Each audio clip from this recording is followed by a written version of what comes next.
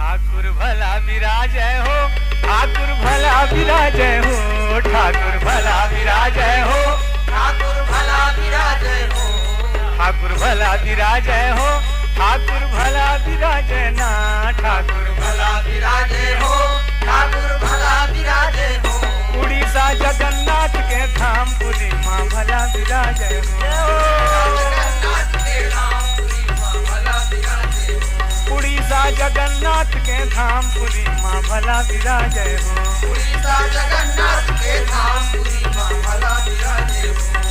बलभद्र जी के भैया ठाकुर भला विराजय हो, बलभद्र जी के भैया ठाकुर भला विराजय हो।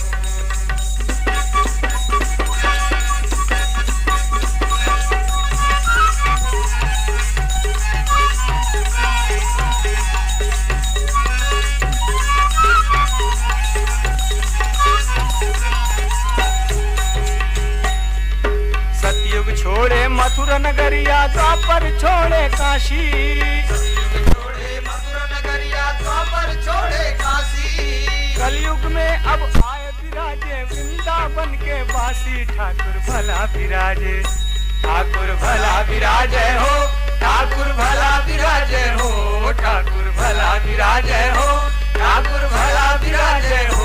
उड़ीसा जगन्नाथ के धाम पुरी माँ भला विराजय हो, उड़ीसा जगन्नाथ के धाम पुरी माँ भला विराजय हो, उड़ीसा जगन्नाथ के धाम पुरी माँ भला विराजय हो, उड़ीसा जगन्नाथ के धाम पुरी माँ भला विराजय हो।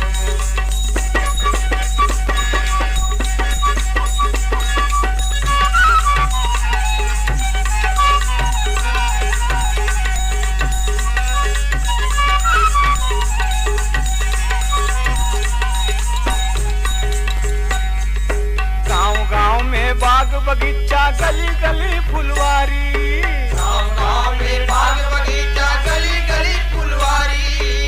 घर घर देखो केरा अनरियर, घर घर ठाकुर बारी, ठाकुर भला विराजे, ठाकुर भला विराजय हो, ठाकुर भला विराजय हो, ठाकुर भला विराजय हो, ठाकुर भला विराजय हो।